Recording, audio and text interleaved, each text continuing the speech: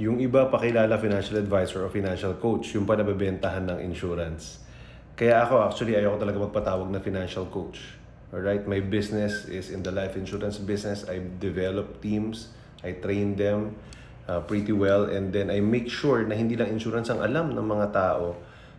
Dapat talaga, if you're a financial advisor, you have your own investments aside from life insurance, aside from VUL. Kung meron ka pa nga, kasi there are some advisors who don't even have a product that they sell, 'di ba?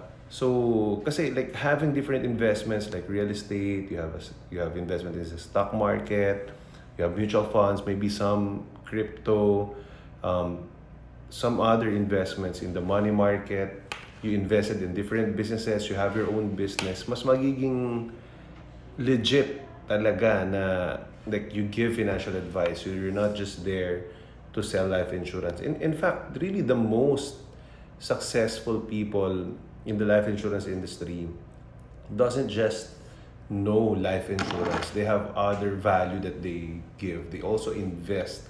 Yung conversation nila with their VIP clients most especially goes beyond life insurance. It's really about life. It's really about connections. Na parang negosyo talaga. It's just so happen that your main profession or their main profession is the life insurance industry. Para silang consultant talaga like accountants, lawyers, right, doctors. Ganun dapat yung level. No? Hindi dapat life insurance lang.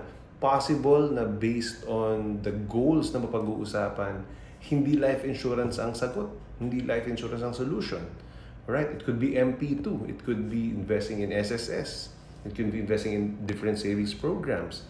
Alright? So, the more knowledgeable you are, I think the more effective you become a financial advisor or financial planner. Alright?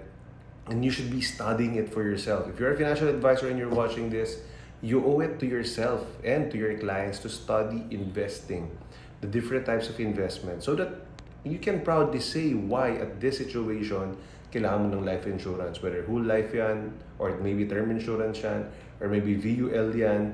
Bakit itong type ng life insurance na kailangan niya? Bakit advantages to get life insurance or health insurance? Bakit it's good to get insurance even though you're saving for the future, like education and retirement? Ano yung purpose niya? Kaya mo ba siyang sagutin?